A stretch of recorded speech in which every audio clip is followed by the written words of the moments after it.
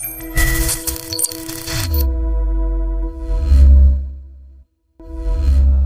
ni tajuk kita ialah Krisis Perlembagaan 1988 dan UMNO. Apa yang kita nak cerita pasal UMNO ni, insya-Allah. Baik. Jadi kita nak cerita dah pada malam ni. Perbincangan kita pada malam ni agak sedikit berat. Namun seperti yang selalu saya bagi tahu dekat tuan-tuan, konsep studio kita ini, kita tak mahu ada sebarang unsur-unsur maki hamun. Kita tak mahu ada orang kata apa ni, ada pegangan politik tu tak ada masalah, tapi politik yang melampau kita tak mahu.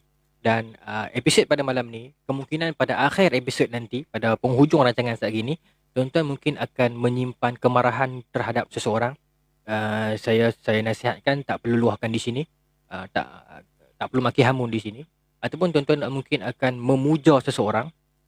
Jadi yang tu tak ada masalah, kita boleh doakan beliau. Itu saja. Dan saya insya-Allah selagi boleh, saya akan cuba bawa wacana ini dengan orang kata apa ni, dengan cara yang sangat lurus, sangat tengah, tanpa menyokong ataupun membenci ataupun apa-apa. Kalaulah saya sebutkan satu dua sifat negatif, itu adalah yang termaktub di dalam beberapa kajian. Saya sebutkan di sini, asas perbincangan pada malam ini adalah saya merujuk kepada dua buah kajian. Yang pertama diterbitkan oleh Universiti Kebahasaan Malaysia. Yang kedua diterbitkan oleh satu UKM, satu UPSI, dua, dan beberapa artikel yang lain. Kajian ilmiah. Baik, so kita nak bincang tentang krisis perlembagaan 1988 dan apa kaitannya dengan UMNO dan krisis kehakiman juga dalam tahun tersebut. Baik, saya nak mulakan perbincangan kita pada malam ini dengan kita tarik daripada tahun 1984. Siapa nak salin nota tak ada masalah. Okay. Apa yang saya bawakan pada malam ini adalah dapatan daripada fakta terbitan jurnal ilmiah daripada UPSI dan UKM dan beberapa artikel akademik yang terpercaya. Saya tak rujuk blog, bukan saya nak menafikan kebenaran blog, tetapi saya saya cuba nak ambil daripada fakta yang orang kata sumber yang berdedikasi. Okay. Kalau tuan-tuan nak salin nota pun tak ada masalah, insya-Allah, sebagai peringatan kita bersama. Dan saya ada satu tujuan yang utama yang saya nak cerita kepada malam ini, ialah untuk kita mengangkat satu orang unsung hero yang anak-anak muda hari ni tak kenal. So itu tujuan utama saya nak cerita tajuk ini pada malam ini. Bukan untuk merendahkan seseorang, tetapi nak angkat satu nama yang kita kena kenal. Kita anak muda, kita kena kenal. Okey? Nama ni kita akan dendangkan saat lagi. Baik, saya nak mulakan. So tuan-tuan clear tuan-tuan punya pemikiran. Sekarang kita sedang berada dalam tahun 1984. Okay, 1984. Baik. Dalam era 1984 ini merupakan era ketika itu yang di-Pertuan Agong ialah Baginda Sultan Johor. Dan ketika itu yang menjadi Perdana Menterinya ialah tak lain dan tak bukan Tun Dr. Mahathir Mohamad. Tun Dr. Mahathir Mohamad mula naik sebagai Perdana Menteri Malaysia yang keempat pada tahun 1981. 1981 Datuk Seri Dr. Mahathir Mohamad. Masa tu Datuk Seri naik sebagai Perdana Menteri yang keempat. Tun Dr. Mahathir mula naik menjadi Perdana Menteri pada bulan Julai tahun 81 dan dia tamat perkhidmatannya sebagai Perdana Menteri yang keempat pada tahun 2003. Itu tempoh pemerintahan beliau 22 tahun. Baik. Sekarang kita masuk ke dalam fasa tahun 1984. Ingat dalam kepala 1984. Dalam tahun 1984 ini ialah zaman itu Dr. Mahathir merupakan Perdana Menteri dan timbalannya itu ialah Datuk Seri Musa Hitam. Sebenarnya kenapa saya nak tarik sejak tahun 1984? Sebab sebenarnya krisis ni dia bermula tahun 87 dan 88. Itu krisis UMNO, disebut sebagai krisis UMNO. Ada satu kertas kerja latihan ilmiah daripada Universiti Malaya, saya baca tadi, menceritakan tentang krisis UMNO tahun 87 dan 88. Betul. Krisis itu berlaku pada tahun 87 dan 88. Okay. Tetapi saya nak tarik tuan-tuan kepada perbincangan tahun 84. Alright. So dalam era ini, Datuk Musa Hitam ini, dia sedang membina pengaruh yang besar.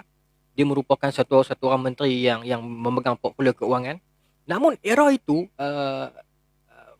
Datuk Musa Hitam ini, dia ada sedikit masalah. Bila mana dia kurang selesa, ini ironi dia kurang selesa dengan keberadaan Tengku Razali Hamzah dalam kabinet. Dan masa itu Datuk Musa Hitam mendesak uh, Dr. Mahathir untuk menggugurkan Tengku Razali Hamzah daripada kabinet. Ini faktanya. Sebab dia melihat keberadaan Tunku Razali Hamzah mampu untuk mencantas cita-cita dia untuk naik lebih tinggi di dalam cita-cita politik dia. Okey, kita tidak kritik siapa-siapa. Ini saya sebut melalui pembacaan saya dalam kajian. So itu peringkat asalnya. Tetapi Datuk Seri Mahathir, saya sebut Tun M ni, dia ada visi dia. Dia melihat ketika itu Datuk Musa Hitam sedang menempa nama yang sangat besar di dalam UMNO, membina pengaruh yang sangat tinggi di dalam UMNO, yang ramai orang UMNO suka dekat dia. Dan pengaruh Datuk Musa Hitam ini, kalau dibiarkan, satu hari dia boleh menghakis pengaruh Dr. Mahathir sendiri masa tu. Maka untuk sebagai checks and balance kepada pengaruh Datuk Musa Hitam, maka di sana dikekalkan Tunku Razali Hamzah di dalam kabinet yang juga mempunyai pengaruh yang besar dalam kalangan ahli UMNO. Maka dia membina blok yang balance, iaitu ada penyokong Tunku Razali Hamzah, ada penyokong Musa Hitam, ada penyokong Mahathir Mohamad. Masa tu Tunku Razali Hamzah ni dia bahagian Kementerian Kewangan. Di Kementerian Kewangan. Jadi bila Datuk Musa Hitam mendesak Dr. Mahathir agar keluarkan Tunku Razali daripada kabinet, Datuk Mahathir tak buat benda tu, Tun M tak buat benda tu. Cuma Tun M tukar Tunku Razali Hamzah kepada portfolio yang lain, iaitu Kementerian Industri. Maksud tu nama penuh saya ingat, tapi yang key point dia adalah Kementerian Industri Industri dan Asas Tani, bukan dia. Tapi industri tu ada. Okay. So portfolio Tunku Razali Hamzah seolah-olah macam direndahkan lah. Sebab daripada kewangan turun pergi industri dan perindustrian. Okey, masa tu. Okey, boleh tuan-tuan clear? Tapi benda tu masih lagi tak menyelesaikan Datuk Musa Hitam. Apatah lagi, zaman itu ada dua orang anak muda yang masuk UMNO dan mula menempa nama. Dua anak muda ini yang dikatakan The Mahathir Man. Dua orang anak muda ni yang taklah muda sangat, tapi boleh kata orang baru lah. Yang disebut dengan nama dengan orang kata, orang panggil The Mahathir Man lah, orang-orang Mahathir yang mula membina nama di dalam UMNO, mula mendapat tempat di dalam UMNO, yang menyebabkan ramai orang suka, dan kepakaran dua anak muda dalam bidang keuangan ini menyebabkan orang kata apa ni, makin lama makin tersepit Tun Musa Hitam ini. Dua anak muda ini, satu orangnya disebut dengan nama Daim Zainuddin, dan seorang lagi nama dia Anwar Ibrahim. Dua orang ini, okey, yang kedua orang ini dijenamakan sebagai orang, mereka belum pegang keuangan, tetapi yang pandai mencatur ekonomi. So dua anak muda ini iaitu Daim Zainuddin dan juga Anwar Ibrahim. So ini krisis ni semua dah bermula tahun 84 lagi. Keretakan itu telah bermula. Okey, baik. So total follow dekat tu, dan dia membawa sampailah tahun 84 ini. Kenapa semulakan dengan 84? Kerana itu antara tahun yang Tun Musa Hitam meletakkan jawatannya sebagai Timbalan Perdana Menteri. Dia meletakkan jawatannya sebab dia fikir kalau aku lawan lagi pun nanti aku akan dipotong. So lebih baik aku berpisah secara baik, aku letak jawatan sebagai Timbalan Perdana Menteri. Siapakah Timbalan Perdana Menteri yang menggantikan? Itu Tun Ghaffar Babar kan masa tu. Baik, tapi tak apa, saya tak mau fokus yang tu. Saya nak fokus bila mana Musa Hitam meletakkan jawatannya. Sekaligus kalau tuan boleh baca game Tun Mahathir ni, bila Tun Mahathir memerlukan Razali Hamzah kuli sebagai check and balance terhadap pengaruh Musa Hitam. Tetapi bila Musa Hitam telah keluar daripada kabinet, telah letak jawatan, maka pengaruh Musa Hitam tu tidak ada lagi. Maka sebab masa tu orang UMNO mereka sangat follow pemimpin yang ada pengaruh. Bila mana pemimpin-pemimpin UMNO itu kehilangan pengaruh, kehilangan kuasa, mereka akan kehilangan pengaruh. Itu penyakit yang membarah dalam UMNO. Maaf kalau saya sebut, sampai ke hari ini pun satu sikap yang tidak baik yang ada dalam kalangan orang UMNO adalah mereka sangat mengagung-agungkan dan memuja-muji pemimpin mereka selagi mana pemimpin mereka itu ada kuasa. Sekali pemimpin mereka itu kehilangan kuasa, maka dia akan kehilangan pengaruh. Itu penyakit UMNO yang telah bermula sejak era awal lagi. Kita boleh namakan sejak era Dato' On lagi. Bila mana dia keluar daripada UMNO bila tak setuju. Tunku Abdul Rahman juga lepas tu.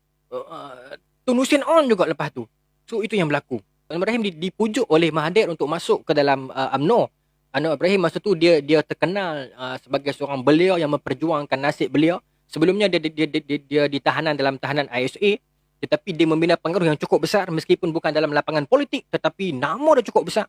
Dia bertemu, dia rapat dengan antaranya Syekh Yusof Al-Qaradawi. Dia juga rapat dengan Allahyarham Pak Nasir, Presiden ke-5 Indonesia. Pak Nasir satu tokoh yang cukup hebat. Nanti kita akan ceritakan tentang Pak Nasir. Yang mana ketika itu Pak Nasir pernah menasihatkan Anwar Ibrahim untuk masuk PAS.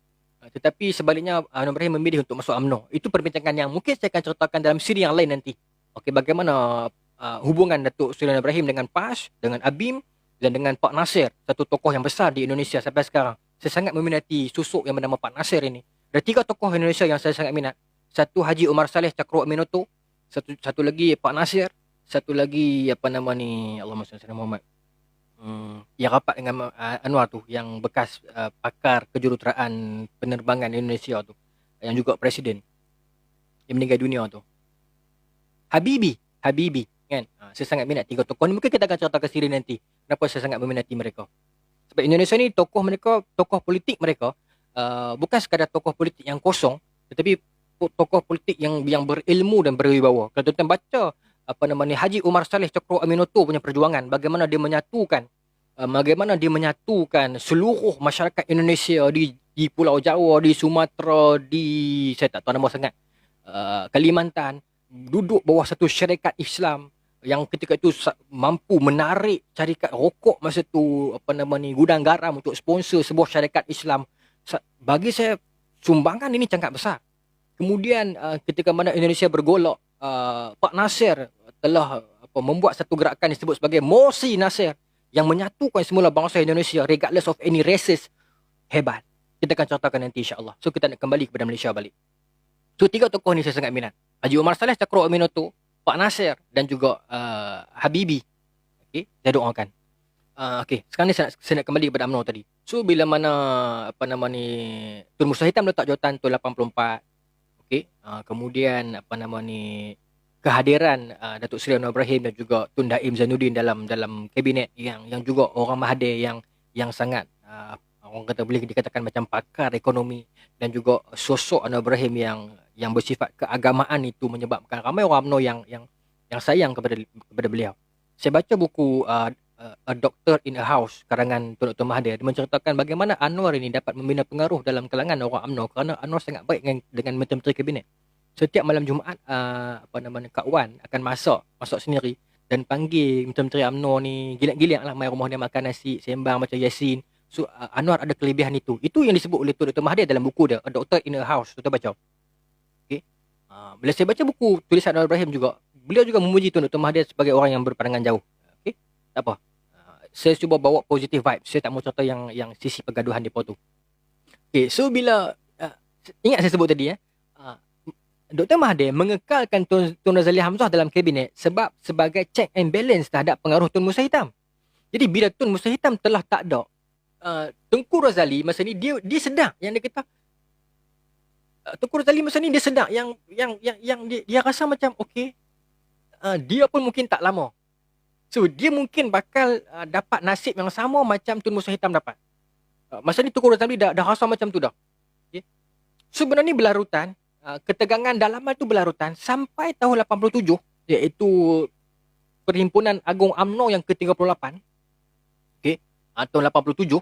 Okey, ini permulaan cerita dia. So segala-galanya kemuncak ini bermula tahun 87. Saya belum lahir lagi. Okey, masa Perhimpunan Agung UMNO yang ke-38 masa tu, tahun 87, maka Tengku Razali Hamzah merasakan masa ni pengaruh dia telah ada dan difikir dia nak cuba untuk bertanding presiden. Okay. Sebab tradisi UMNO bila tempat presiden itu jarang dipertandingkan. Okay. Dan saya tak boleh kata ke UMNO saja. Kita jangan kata ke UMNO banyak jasa. Tetapi tradisi ini ada dalam parti-parti di Malaysia. Begitu juga dalam PKR, kedudukan presiden tak pernah dicabar. Begitu juga dalam PAS, pernah sekali dicabar sebelum ni. Begitu juga dalam UMNO, dalam PAS, itu memang berlaku. Kedudukan presiden itu dia tinggi sikit. Okey. Dia tak dicabar. Selalunya begitu. Kecuali kedudukan itu kosong. Uh, Contohnya macam ketika mana Dato' On meninggalkan UMNO, so kedudukan presiden itu kosong, maka masa tu baru dipertandingkan. 3 tokoh yang bertanding lawan presiden UMNO masa tu, Tunku Abdul Rahman, Ustaz Ahmad Fuad dan seorang lagi saya tak ingat, so menang kat Tunku Abdul Rahman. Bila Tunku Abdul Rahman menang sebagai presiden, kemudian dia kembali macam biasa, tak bergaduh. So lepas-lepas tu tak ada. Kalau kursi tu kosong baru dipertandingkan. Kalau tak kosong, presiden orang tak kacau. Itu yang berlaku di dalam tradisi politik Malaysia. Atau dalam PKR pun begitulah. Kalau bertanding pun timbalan presiden. So, tetapi for the first time selepas itu dalam tahun 87, Tengku Razali Hamzah merasakan dia nak cabar kerusi presiden. Dia mula nak cabar kerusi presiden sebab dia ada agenda yang dia nak ubah di dalam UMNO masa tu. Masa tu tuan-tuan, UMNO kelihatan jauh daripada agama. Sebab itulah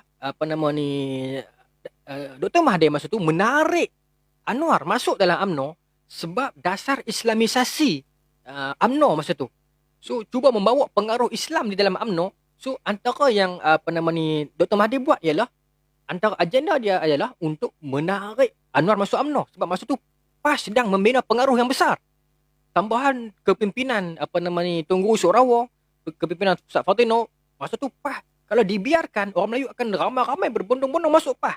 Jadi kebijakan Datuk Seri Datuk Mahathir Mohamad masa ni, dia merasakan aku perlu tarik 1-2 orang yang memang yang dia ada nilai Islam dalam diri dia. So yang orang nampak, okey, kita portray dia, kita portray Islam. So orang yang dipilih oleh Datuk Seri Mahathir masa tu ialah Anwar. So Anwar masuk ke dalam UMNO dengan membawa dasar Islamisasi dia.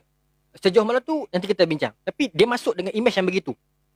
Kita akan bincang nanti zaman Anwar nanti jadi Menteri Pendidikan, bagaimana perempuan kena pakai tudung dan sebagainya, itu akan kita bincang. Tahun 87, Tengku Razali Hamzah pilih untuk cabar Mahathir, dan juga masa ni lah Musa Hitam pilih untuk masuk kem Tengku Razali Hamzah. Nampak? Dia pun tak bergaduh sebenarnya, tapi itu dah. Itu yang saya sebut tadi, ironi. So Tengku Razali Hamzah sebagai orang kata bertanding presiden, yang bertanding timbalan dalam kem dia ialah Tun Musa Hitam. Okay. Untuk kem Mahathir pula, yang bertanding presiden ialah Mahathir, dan yang bertanding timbalan presiden pula ialah Tun Ghaffar Baba. Itulah permulaan era kehancuran politik Malaysia bila mana pemilihan dalaman parti dia membentuk kem. Sebelumnya memang bersaing, memang orang kata kempen, tetapi dia tak jadi kem. Maksudnya siapa yang menang, dia naik jadi timbalan presiden, orang lain akan yang lawan dengan dia lepas tu tak ada masalah, akan berpeluk balik, tak ada masalah. Tetapi permulaan era 87 ini dia sudah nampak puak. Okey. So dia membentuk macam kem. Masa tu Pak Loh masuk kem Tengku Razali Hamzah, Pak Loh. So bila lawan itu senang habaq, saya bagi secara data secara mudahnya, Mahathir menang. Mahathir menang dengan 761 undi. Manakala Tengku Razali Hamzah kalah, tetapi undi yang dia dapat ketika itu ialah 716. Maksudnya dia lari sikit. Dia lari sikit saja. 761 Mahathir, 718 Tengku Razali Hamzah. So maksudnya menang tipis. Maksudnya pertandingan itu sengit. So sengit lah tuan-tuan. Presiden tak pernah dicabar. Tetapi bila sekali Tengku Razali Hamzah cabar presiden, rupanya kedudukan Mahathir goyang. Mahathir cuma lebih sedikit sahaja berbanding Tengku Razali Hamzah. Tun Dr. Mahathir masa tu dapat 700, saya sebut tadi berapa? 761. Tengku Razali Hamzah dapat 718. So sikit saja. Lepas tu tim Tengku Razali Hamzah ni tak puas hati sebab ada berlaku politik dalaman bila mana ada beberapa bahagian UMNO yang sebenarnya tak berdaftar pun, tak sempat daftar lagi, tetapi seolah-olah macam kalut-kalut ada konspirasi. Mereka juga dibawa ke Perhimpunan Agung UMNO dan mereka juga ada kelayakan diberi hak untuk mengundi. Out of berapa ribu calon itu, mereka dapat sort keluar 78 undi, 78 perwakilan. Sebenarnya mereka datang daripada cawangan dan bahagian yang tidak berdaftar. Itu cerita dia. Seolah-olah macam ada konflik, ada konspirasi daripada pemerintah, daripada tim Mahathir untuk macam kalut-kalut wujudkan satu cawangan UMNO, tak sempat daftar pun, adakan dengan nama dan cawangan itu datang menghantar perwakilan dan perwakilan itu ada hak untuk mengundi. So bila mereka cari balik, dia ada 78 orang perwakilan yang datang daripada cawangan dan bahagian yang tidak berdaftar. So kalau ikut perlembagaan UMNO, mereka tak boleh undi. Itu polemik dia bermula begitu. 30 cawangan tak berdaftar daripada 7 bahagian. So senang nampak 78 perwakilan yang sebenarnya tidak ada kelayakan untuk mengundi sebab mereka main daripada cawangan yang tidak berdaftar. Macam tu. Okay. Tetapi sebabkan undi mereka, Tun Dr. Mahathir menang. So tim Tunku Razali Hamzah tak puas hati dan bawa benda ni ke mahkamah. Tu cerita dia. Okay. Bila masuk kepada mahkamah pula, dia baru nak dia main satu cerita lain. Tun Dr. Mahathir dengan badan kehakiman tak berapa ngam. Okay. Tun Dr. Mahathir dengan badan kehakiman tak berapa setuju sebenarnya. Sebelum tu lagi. Sebab masa tu Ketua Hakim Negara ialah Allahyarham Tun Saleh Abbas. Satu orang figure yang saya sebutkan di awal tadi, yang saya nak sebut nama beliau, nama arwah, untuk kita kenang generasi muda hari ini. Kita kenang satu orang wira, satu orang tokoh, satu orang negarawan, satu orang kalau kita boleh sebutkan sebagai orang yang mujahid yang memperjuangkan undang-undang yang telus dan adil. Beliau telah meninggalkan kita. Tun Saleh Abbas berjuang sehingga ke akhir hayat dia kecewakan oleh negara dia sendiri, dia dikhianati. Tapi itulah Tun Saleh Abbas. Kita anak muda, kita ingat nama ni, kita ada ruang dan masa, kita sedekahkan Al-Fatihah untuk beliau, doakan beliau agar roh beliau dicucuri rahmat atas perjuangan beliau, kesungguhan beliau, keikhlasan beliau, yang saya hebatlah satu nama Tun Saleh Abbas. Tuan-tuan, Ketua Hakim Negara, dia nak apa dia dapat, tapi dia pilih untuk berjuang. Yang akhirnya dia dikhianati oleh negara dia sendiri. Itu Tun Saleh Abbas, satu tokoh yang besar. Negara kita banyak mensiarkan tokoh-tokoh yang besar. Saya sebutkan pada live sebelum ni lagi, Dr. Burhanuddin Hilmi. Banyak tokoh-tokoh yang besar, yang bijaksana yang kita sia-siakan. So bila kes ni nak bawa ke mahkamah, ada sedikit masalah. Sebab masa ni UMNO masa ni dia makin kaya, dia makin hebat, negara makin maju. So mereka telah mengubah cara hidup mereka. Maaf saya sebut kalau ada orang UMNO dalam ni, kita terpaksa akui lifestyle orang UMNO pun telah berubah. Mereka kadang-kadang ketua pemuda cawangan, ketua pemuda bahagian pun kaya, yang dia berubah. Sejauh mana kita sayang UMNO pun kita tak dapat nafikan faktor ini. Pasal it is an open secret. Semua orang tahu, semua orang nampak depan mata kekayaan mereka itu bagaimana. Okay?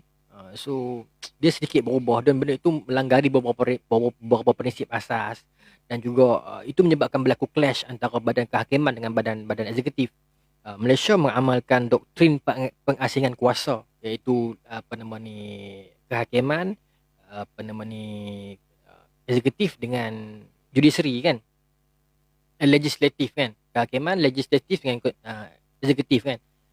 Itu adalah dasar politik yang dicetuskan oleh Montesquieu, satu orang ahli pemikir Perancis. Itu doktrin pengasingan kuasa. Kita sepatutnya begitu. Kuasa eksekutif dengan campur bidang kehakiman. Bidang kehakiman dengan campur bidang perundangan. Daripada Malaysia ada sebagai sebuah negara merdeka sampai tahun 87, that was the turning point yang mana Malaysia masih lagi uphold prinsip doktrin pengasingan kuasa itu. Perundangan, eksekutif dan perundangan dan kehakiman. So turning point dia ialah pada tahun 87 ataupun 88 lah. Pada 88 itu turning point dia. Okay. So kalau orang tanya bilakah bermulanya kehancuran politik Malaysia, dia bermula pada tahun 88 dalam krisis perlembagaan negara ini. Tapi bila mana eksekutif ada kuasa untuk menentukan apa yang patut diucap dan dicakapkan oleh bidang kehakiman, so campur tangan itu menyebabkan kehancuran politik. Lagi saya akan sebutkan kesan krisis perlembagaan tahun 88 ini. Masa tu bila kes ni dibawa ke mahkamah, asalnya 12 orang 12 orang yang bawa kes ni ke mahkamah, dan 12 orang ni bukan daripada latar belakang pandai pun. Maaf sebutlah, dia daripada bahagian-bahagian yang tertentu sahaja dan bahagian-bahagian yang jauh-jauh. Macam mana mereka boleh pakat untuk bawa kes ni ke mahkamah? Itu yang dikatakan ada Tengku Razali Hamzah di belakang mereka untuk fight. Antara bahagian-bahagian yang pi ke mahkamah, antara cawangan yang pi ke mahkamah macam kebanyakan daripada Pantai Timur lah, daripada Kelantan, Terengganu, Pahang. Ada beberapa bahagian daripada Perak. So dia bawa kes ni pi mahkamah, tapi dalam 12 orang tu seorang tarik diri tinggal sebelah. Lepas tu depa ni dikenali sebagai UMNO sebelah, dikenali macam tu. Okey, baik. So dia bawa bawa kes ni ke mahkamah kan. Sepatutnya tak bawa pergi mahkamah, tapi yalah, sebab sebelum tu dah berlaku dah perpecahan dalam parti gerakan dan MCA, bawa ke mahkamah juga, tapi akhirnya diselesaikan di luar. Hakim ketika itu Tan Sri Harun Hashim, seingat saya, telah memutuskan parti UMNO diharamkan. Okay? Diharamkan pada bila? Pada 4 hari bulan 2 tahun 88. Okay? 4 hari bulan 2 tahun 88, parti UMNO yang diasaskan pada tahun 46 itu telah diharamkan. Sebab atas prinsip pendaftar pertubuhan masa tu, kalau parti itu membenarkan cawangan yang dibuka dan bertanding tanpa berdaftar dahulu, maka dia dianggap menyalahi undang-undang. So, kalau dibincang dengan orang yang bahagian undang-undang, ada yang mengatakan sepatutnya tak sampailah perlu diharamkan. Sebab yang dituntut oleh 11 orang ni ialah untuk pemilihan semula.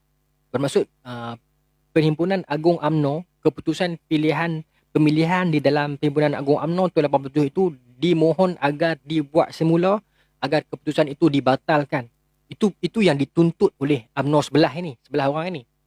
Tetapi sebaliknya, keputusan mahkamah pada 4 Februari tahun 88, UMNO secara total diharamkan. Ini sebenarnya memberi kelebihan kepada Dr. Mahathir sebenarnya. Secara halus. Sebab apa? Bila mana UMNO diharamkan secara total, bermaksud tuntutan 11 orang perwakilan UMNO itu tidak berasas lagi. Sebab nak tuntut apa? Parti yang pun dah haram dah. Sebenarnya parti itu haram. So tuan-tuan follow tarikh ni penting. Tuan-tuan faham saya punya cara. Cara saya bercerita ialah saya sangat pentingkan anekdot.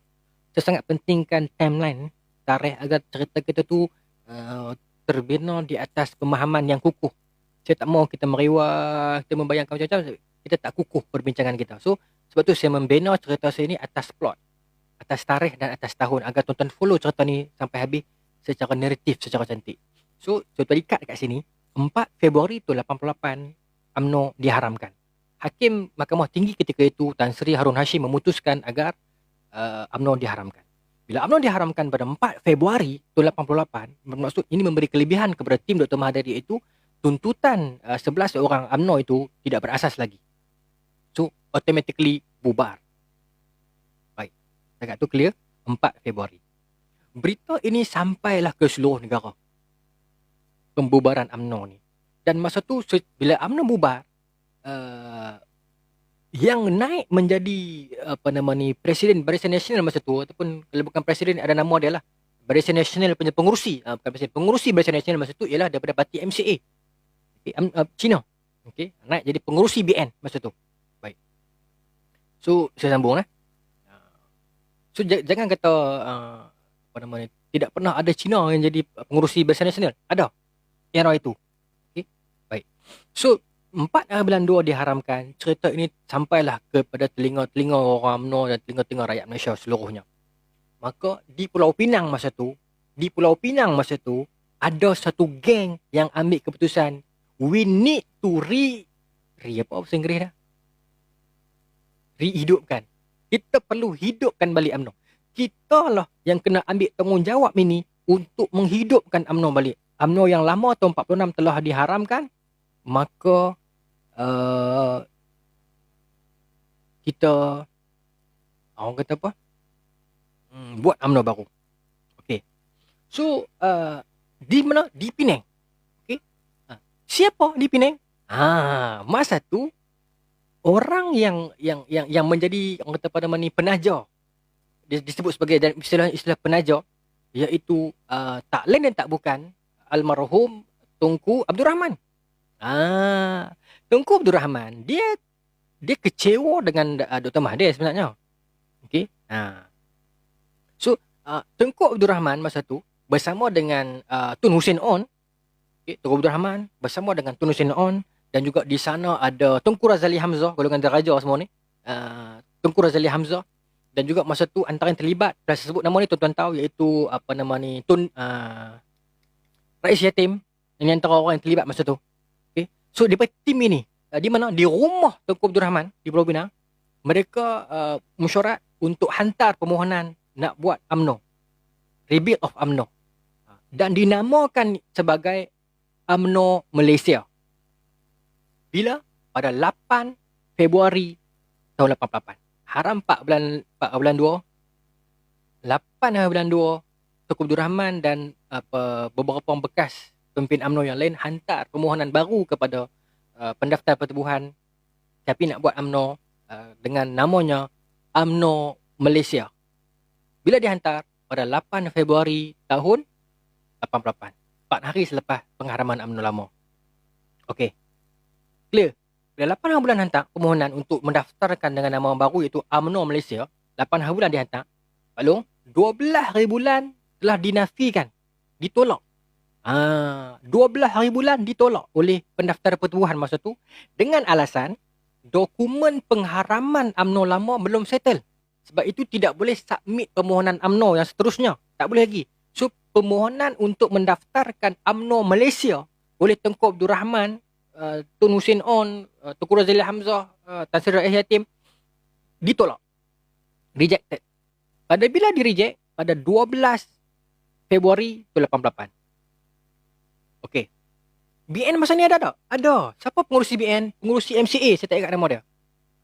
Okey. Okey, clear. Dan pada tarikh yang sama, 12 Februari 88, Pak Long, Mahathir juga, Dr. Mahathir juga hantar permohonan. Masa tu tim Mahathir tak lain dan tak bukan mereka inilah.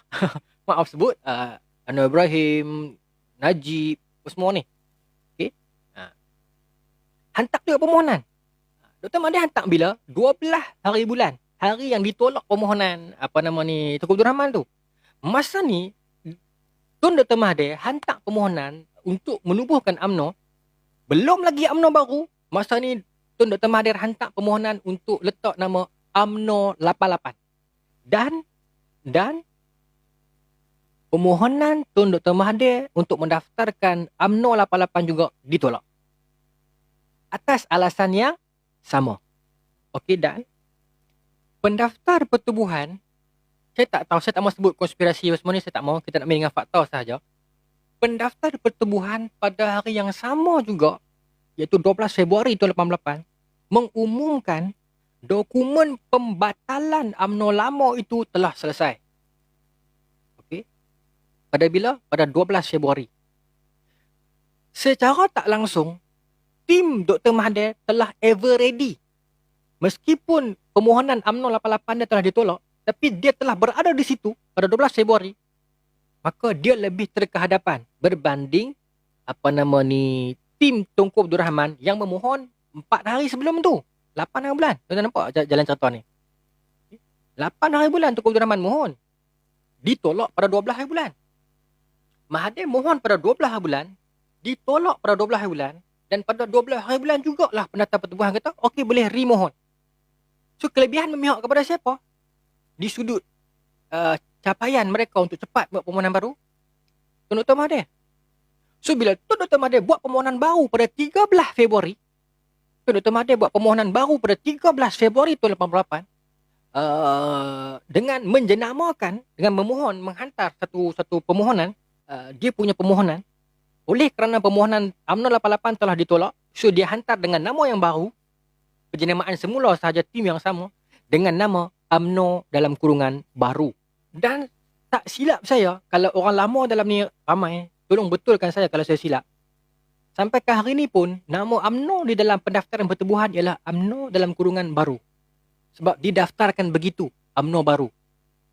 Masa tu orang PAS panggil dekat UMNO baru ni sebagai UMNO Cat. Sebab ada iklan dekat TV, dia tulis UMNO baru, betul dekat baru tu dia pecat. Maksudnya nak tarik perhatian orang UMNO lama lah, sebab ikut law pendaftaran pertubuhan, tak boleh automatic transfer ahli lama masuk ahli yang baru. Tak boleh. Kena daftar balik. So, kempen UMNO baru untuk menarik balik semua orang UMNO lama masuk. Dia buatlah UMNO baru. Perkataan baru tu dia pecat. Itu sejarahnya. 13 Februari permohonan Tun Dr. Mahathir dihantar. 15 Februari diluluskan.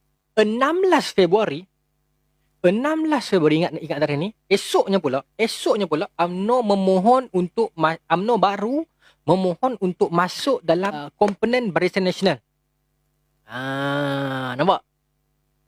Bila 16 Februari. Maka UMNO Dr. Mahathir membawa UMNO untuk memohon masuk dalam Barisan Nasional. Dan ketika itu Presiden ataupun pengurusi Barisan Nasional iaitu Presiden MCA telah menurunkan jawatan dia sendiri dan mengangkat semula Dr. Mahathir untuk jadi pengurusi BN. Ling Leong Sik ke? Okey, terima kasih. Ling Leong Sik ke no? Saya tak ingat nama tu. Okey, saya takut saya silap. Ling Leong Sik no? Okey, terima kasih. Sekarang kita berhenti setakat 16 hari bulan 2 tahun 88 iaitu UMNO kembali masuk BN. Tapi masalahnya UMNO yang sekarang ni adalah UMNO baru. Dia kena rekrut ahli baru. Bagaimana dengan harta UMNO lama? Adakah UMNO baru ada hak? Dia timbulkan persoalan itu. Saya ulang. Masalah di sini bila yang ada sekarang ini pasca 88 adalah UMNO baru. Secara undang-undangnya semua ahli UMNO lama cannot automatically been transferred to UMNO baru. Tak boleh transfer. Dia bukan e-wallet. Tak boleh. Kena redaftar sebab UMNO lama is something else, UMNO baru is something else. Dia macam tu. So, kena daftar balik. Satu. Yang kedua, bagaimana nasib dengan aset-aset yang ada pada parti UMNO yang dibina sejak tahun 57 sampai tahun 88 ini, aset parti UMNO lama ni, parti baru tak ada hak. Betul? Sebab dia adalah something else saya sebut tadi. Okey. So, macam mana nak selesaikan masalah ini? Okey, so saya nak sambung. Okey, sekarang ni UMNO dah kukuh. Okay, UMNO baru dah kukuh. So, kita dah sebut tadi, polemik yang dihadapi oleh UMNO baru adalah apa? Macam mana kami nak ambil balik harta kami dekat UMNO lama tu, transfer my UMNO baru? Macam saya kata tadi, tak boleh transfer mudah-mudah, bukan e-wallet, Tashengo. So, kita kena deal dengan kehakiman, dengan undang-undang. Masalahnya, dalam badan kehakiman ketika itu, ada satu orang figure yang sangat tegas, yang sangat berprinsip, yang sangat bermoral tinggi, bahkan disebutkan oleh ramai bekas-bekas hakim saya tengok dalam YouTube lah, saya tak kenal, yang memuji-muji Allahyarham dengan gelar, dengan kata-kata orang yang bertakwa, orang yang rajin sembahyang, orang yang banyak melapikkan ucapannya dengan Al-Quran dan hadis. Siapa beliau? Allahyarham Tun Saleh Abbas. Okey. So, selagi ada Tun Saleh Abbas di situ, tak semudah itu untuk UMNO nak senang-senangnya nak ubah itu ini. Nak kata UMNO sangat pun tak adil lah. Bukan UMNO sangat. Dia lebih kepada beberapa orang dalam UMNO. So, masa tu bila UMNO baru didaftarkan, Tun Mahathir mula menumbuhkan semula kabinet dia. Dia buat kabinet dia tu. Dia reshuffle balik kabinet. Ini saya terlepas tadi ni. Tun Dr. Mahathir reshuffle balik kabinet dia. So, antara yang terlibat masa tu, yang saya ingat, saya tak ingat semua, tapi yang saya ingat sahaja, masa tu, semua daripada tim, dengar, semua daripada tim Tengku Razali Hamzah dibuang. Semua yang daripada tim Tengku Razali Hamzah yang duduk dalam kabinet Tun Dr. Mahathir dibuang. Kecuali seorang sahaja, nama dia Abdullah Ahmad Badawi. Tetapi dia tak diberikan jawatan, tapi dia tak dibuang. Sebab dia menang. Dia satu-satunya orang dalam tim Tengku Razali yang menang. Okay, baik. Portfolio masa tu yang saya ingat, saya tak ingat semua. Antara yang saya ingat masa tu, dua orang yang saya ingat. Bukan ingat semua pun. Dua orang yang saya ingat. Sebab nama dia glamour. Datuk Seri Anwar Ibrahim masa tu dapat portfolio sebagai Menteri Pendidikan. Datuk Seri Anwar Ibrahim. Bosku, Datuk Seri Najib Razak dapat portfolio Menteri Belia dan Sukan. Masa ni. Okay. Itu yang saya ingat lah. Lain nama-nama lama saya tak ingat. So, ada Tengku Razali Hamid situ. Sukar. Okay. Zahid semua ni orang baru. Dia ni orang Anwar lepas tu. Okay. Baik. So, saya nak sambung lagi lepas tu. Ada sosok yang sukar nak ditembusi. So, we need to do something on him lah. Okay. Maka Tengku Razali Hamid, masa ni Tun Saleh Abbas, Allahyarham Tun Saleh Abbas, dia memang dah tak puas hati lama dah dengan kerajaan masa tu. Sebab bagi dia, badan eksekutif, badan kerajaan ni dah banyak sangat campur tangan bidang kehakiman. Kalau tuan-tuan follow ceramah Presiden Haji Muhammad Sabu zaman dia PAS dulu, dia ada kemukakan beberapa faktor menteri-menteri dalam kabinet yang ditangkap kerana kesalahan-kesalahan yang rasuah dan sebagainya ramai dalam era pro Dr. Mahathir sebelum tahun 87 ramai. Selepas pada tu tak banyak dah dia ditangkap pun. Kalau ada pun macam Isa Samad dan sebagainya. Itu pun lepas dia ditangkap, lepas dia bayar denda, dia boleh nak jadi pengurusi Felda. Tapi sebelumnya ramai yang ditangkap dan dipenjarakan pun. Itu fakta. Okay. Tapi bila zaman Dr. Mahathir, dia berlaku polemik antara bidang kehakiman dan bidang eksekutif ni. So menyebabkan Tun Saleh Abbas tak puas hati. Tun Saleh Abbas tak selesa nak bekerja sebab orang kabinet ini, kementerian ini, menteri-menteri ni suka masuk campur bidang kehakiman. Tun Saleh Abbas orang yang strict, dia tak setuju. Maka tuan-tuan, apa yang Tun Saleh Abbas buat? Dia hantar surat dekat yang di-Pertuan Agong masa tu. Sultan Johor. Saya tak ingat nama dia. Okay? Sultan Johor masa tu. Cuma yang ni saya sebut siap-siap, saya ikat dengan kata-kata ini. Surat yang dihantar oleh Tun Saleh Abbas kepada yang kita panggil apa? Yang di Pertuan Agong akan jadi backfire balik dekat Tun Saleh Abbas lepas tu. Saya lock kita ingat ungkapan saya ni. Surat yang dihantar oleh Tun Saleh Abbas kepada yang di Pertuan Agong masa tu untuk minta Agong masuk campur sat sebab menteri-menteri suka kacau kerja hakim. Tapi surat tersebut akhirnya menjadi backfire balik kepada Tun Saleh Abbas di kemudian hari. Saya lock dengan ungkapan itu, sekejap lagi akan terjawab. Saya minta maaf orang Johor, saya minta maaf, kita tidak merendahkan mana-mana. Cuma fakta, saya sebut fakta, masa tu yang di Pertuan Agong masa tu ialah Sultan Johor, yang 10 tahun sebelumnya Sultan Johor ada kes sikit, yang jadi hakim kepada baginda masa tu ialah Tun Saleh Abbas. Tu ada sikit, tapi tu faktanya. Okay? Tanpa kita perlu kata kat siapa-siapa. Okay? Ada kes sikit tahun 73 tak silap saya. Okay? Hakim yang sama yang menjatuhkan hukuman kepada Sultan masa tu ialah hakim yang sama yang Tun Saleh Abbas hantar surat ni, yang masa tu dah jadi agung dah. Okay? Baik. Saya sambung. So bila surat tu dihantar, baru tu sampai ke pengetahuan Dr. Mahathir, dan mereka mula merencana sesuatu untuk menjatuhkan Tun Saleh Abbas. Meskipun ada beberapa artikel yang saya baca, beberapa video yang saya tengok dengan jelas menunjukkan Tun Dr. Mahathir tak terlibat. Boleh jadi beliau tak terlibat. Boleh jadi. Saya tak mau kata dia terlibat. Okay? Itu bukan cara saya. Saya tak mau kata Tun Dr. Mahathir terlibat. Okay? Tetapi flow of the story macam tu, saya cerita sahaja. Okay? Allah Ta'ala saja yang tahu kebenarannya. Mungkin Tun Dr. Mahathir tak tahu apa-apa. Okay? Okay? So kita tak mau kutuk Tun. Tun pun banyak jasa. Okay? Tapi dia pun licik juga orangnya. Itu kita tak nafikan. Okay. Tapi yang saya sebut ni, saya ulang sekali lagi, saya sebut daripada dapatan kajian akademik yang authorized, okay, yang telah digazetkan sebagai sumber tesis masters dan juga PhD dan juga satu kajian lapangan untuk mendapatkan ijazah sarjana muda. Lama tulisan tulis pakai mesin type lagi. Mesin Malaya yang tu. Okay. Baik. Sabar, saya sambung. Tu saya sambung Maka saya ringkaskan cerita. Beberapa perancangan direncanakan untuk menjatuhkan Tun Saleh Abbas sebagai Ketua Hakim Negara. Okey. Okey. Tengok ada ditubuhkan tribunal untuk membicarakan Tun Saleh Abbas untuk menjatuhkan beliau daripada jawatan beliau sebagai Ketua Hakim Negara. Tribunal ni dibuat pada tahun 88, pada 8 Ogos tahun 88. Nampak? Setelah UMNO selesa.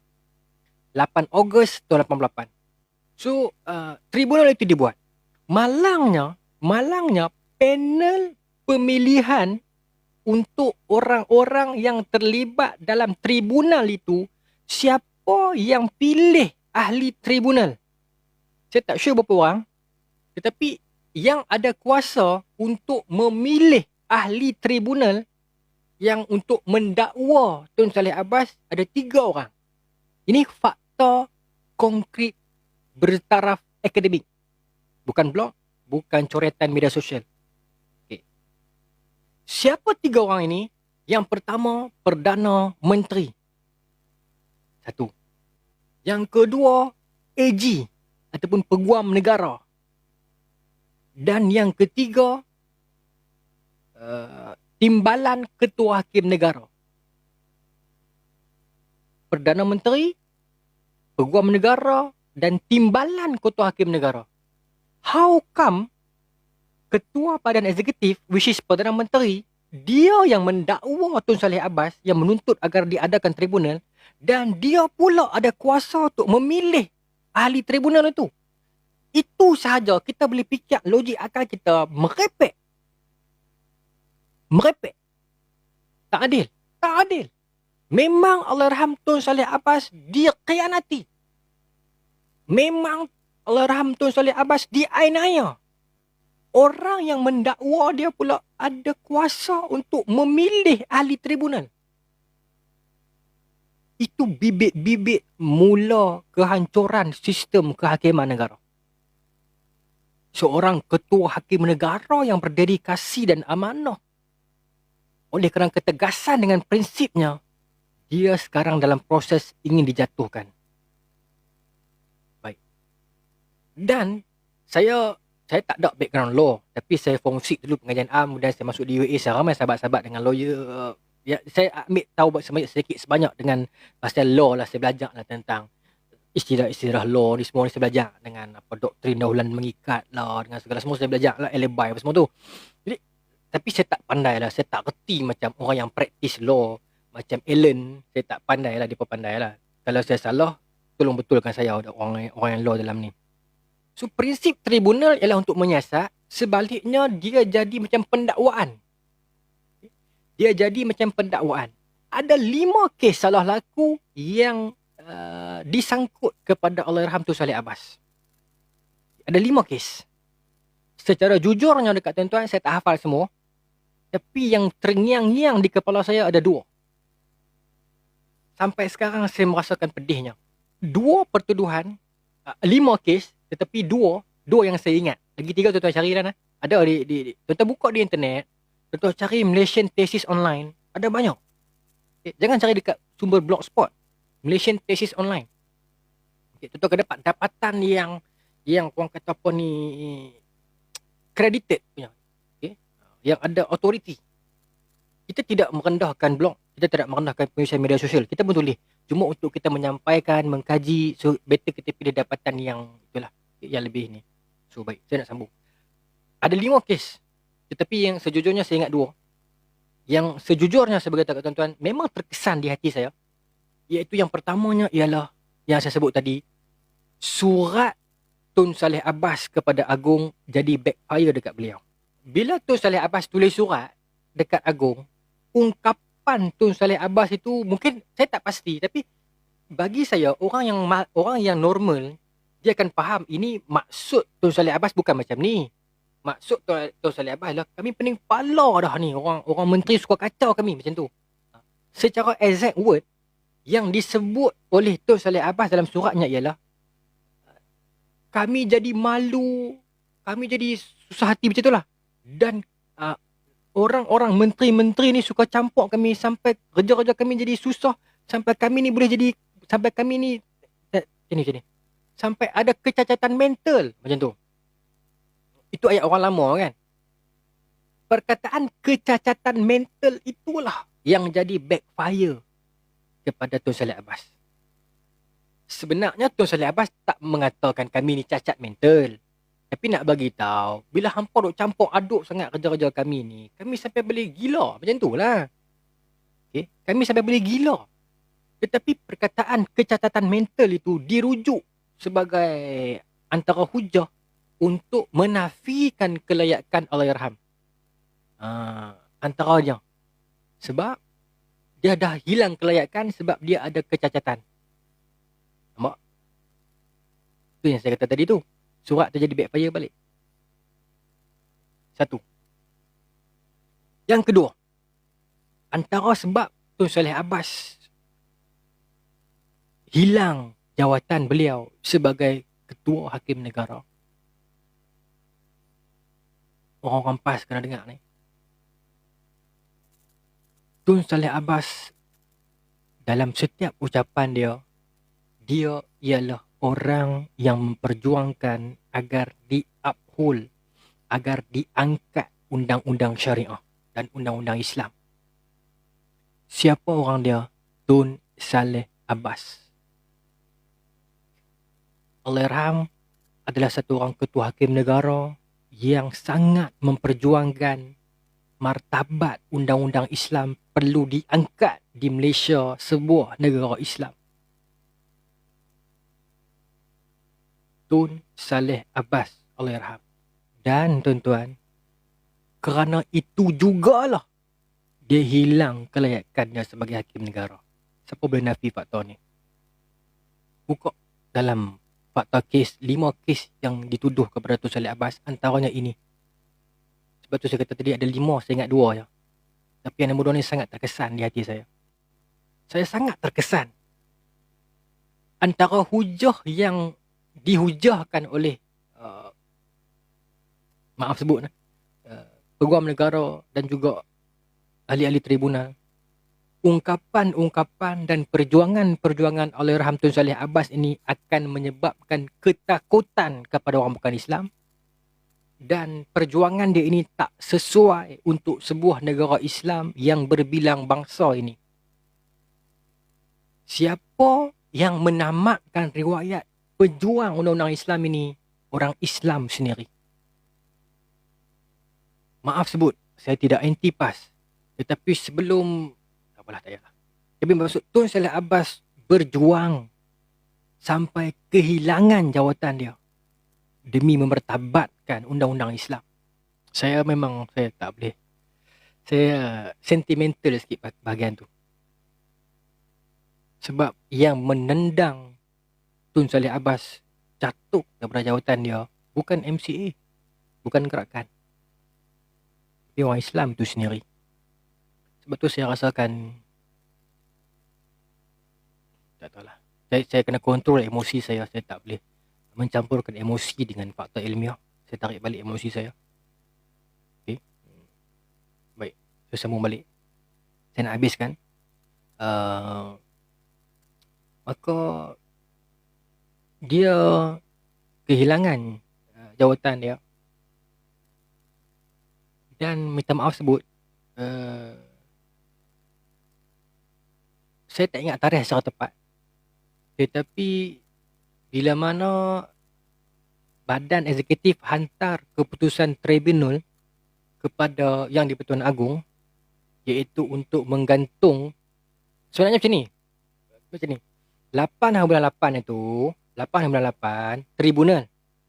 Sebelum tribunal tu, Tun Saleh Abbas dah digantung dah. Okay, yang tu saya terlepas tadi. Saya minta maaf. Okay. Tun Saleh Abbas dah digantung dah. Tribunal pada 8 bulan 8, 1988. Itu tribunal. Pak Long, tolong tulis. Sebelum 8 bulan 8 tu, bulan 5 sebelum tu, Tun Saleh Abbas dah digantung dah. Okay. 25 hari bulan 5 tahun 88, Tun Dr. Mahathir hantar surat kepada Agong untuk minta izin agar Tun Saleh Abbas digantung daripada Ketua Hakim Negara. On the same day, istana hantar jawapan lulus. On the same day. Berkuat kuasa 26 hari bulan 5 1988 digantung jawatan Tun Saleh Abbas. Lepas tu mainlah 888 yang saya kata tribunal tu. Saya pun sampai hari ni saya masih bingung. Kenapa 25 hari bulan surat itu dihantar, 25 hari bulan juga dapat reply lulus. Maaf, kita menghormati. Malah saya tak mau jadi sensitif lagi, saya punya Facebook nak block. Tapi kita ada Allah. Kita pegang macam tu ya. Mudah-mudahan Tun Saleh Abbas sekarang sedang berehat di sana. Perjuangan beliau telah selesai. Ya, apa pun kita ada Allah. Dan Ogos, saya tak ingat tarikh tepat, keputusannya Tun Saleh Abbas dilucutkan daripada jawatan dia sebagai Ketua Hakim Negara. Ogos 88. Setelah itu, setelah berjaya menamatkan riwayat kerjaya Tun Saleh Abbas, mereka bertindak lagi. Mereka cari pula 5 orang hakim Mahkamah Agung turut ditamatkan jawatan mereka. Saya tak ingat semua nama, tapi yang kekal dalam pemikiran saya adalah Tan Sri Wan Sulaiman, Pak Wantih. Sebab nama dia sedap. Tan Sri Wan Sulaiman dengan Tan Sri Josh Siah. 2 orang. Ada lagi 3 saya tak ingat nama. Okay. Itu hakim-hakim Mahkamah Agung pun ditamatkan juga. Mereka ni antara orang yang dapat pampasan zaman Pak Lah tu. Okay. Setelah Ketua Hakim Negara ditamatkan, hakim-hakim yang berjuang dalam Mahkamah Agung juga ditamatkan. Apa telah jadi kepada prinsip kehakiman negara? Apa kesan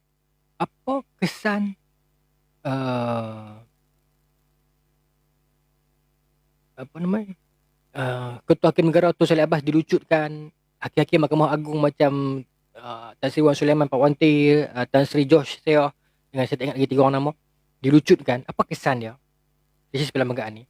Okay. Kesan yang pertama adalah Majlis Raja-Raja Melayu ataupun kita panggil persidangan dia sebagai Durbar for the first time berlaku crack. Okay. Saya berani sebut sebab dia dalam catatan ilmiah. Sebab dalam kalangan Raja-Raja Melayu ada yang berpihak kepada Tun Saleh Abbas, ada yang sebaliknya.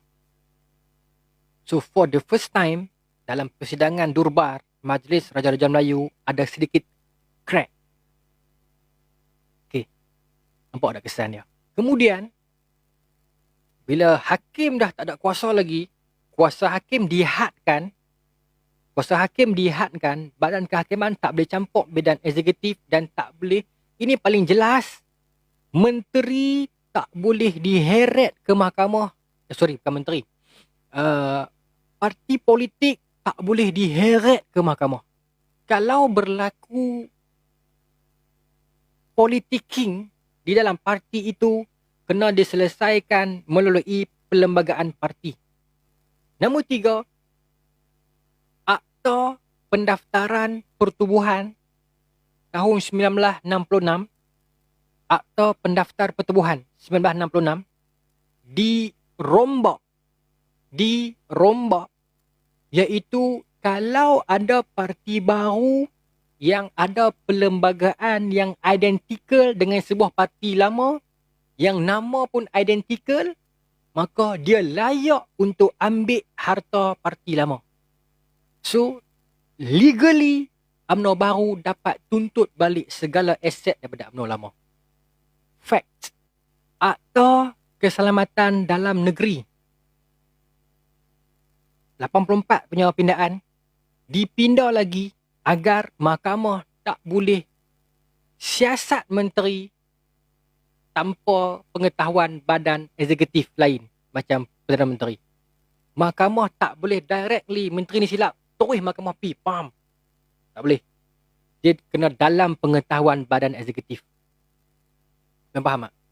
Itu pindaan Akta Keselamatan Dalam Negeri pindaan 84 dibawa diubah so agar menteri punya kesalahan, mahkamah boleh ambil tindakan, tetapi bukan terus macam zaman sebelum Dr. Mahathir. Dia kena melalui badan eksekutif juga. Itu kesannya. Dan lagi, krisis moral ataupun dia adalah tamparan yang hebat kepada gerakan Islam di Malaysia bila mana ketua hakim negara itu dijatuhkan kerana nak mengangkat kedudukan undang-undang Islam. So, dia tamparan yang hebat kepada gerakan Islam. Yang buat kat kita semua ni, ini bukan penjajah, bukan Jepun ni. Ini semang cerita kita ni. Kemudian, mahkamah dulu ada kuasa mentafsir perlembagaan. Kuasa mentafsir perlembagaan itu telah dihapuskan. Mahkamah tidak ada lagi kuasa mentafsir perlembagaan. Okay. Saya pun tak faham sangat maksud dia. Tapi dia tuan-tuan buka satu channel YouTube satu orang India, bekas lawyer, dia hurai tu panjang sedap. Saya tak ingat nama dia, orang India. Tapi sedap dia hurai tu. Tentang maksud menafsir perlembagaan tu. Okay. Habis. Dan bermula babak itulah sehinggalah ke hari ini kita menyaksikan satu babak demi satu babak kehancuran sebuah negara Melayu Islam. Meskipun tak hancur lagi, tetapi kita melihat bagaimana golongan yang rasuah terlepas. Golongan menteri yang terlalu berkuasa dan kaya raya. Maaf sebut, tak semua, tapi it is an open secret. Semua orang tahu benda ni, semua orang nampak depan mata depan benda ni. Bermulanya babak kehancuran sesebuah negara bila mana kuasa keadilan itu tercabut daripada paksi yang sebenarnya. Wa iza hakamtum bainan nas an tahkumu bil adl. Nak hukum manusia, hukum dengan adil. Tapi bila keadilan itu telah tercabut, nantikan saat kehancurannya. Sekarang kita sedang dalam fasa-fasa melihat keruntuhan ini. Wallahu ta'ala alam, kita tak mahu dalam siri ini kita nak menyalahkan sesiapa, nak tuduh orang tu jahat, orang ni jahat. Saya serahkan kepada tuan-tuan. Kita tak tahu, mungkin mereka ada alasan mereka. Mungkin, saya tak tahu.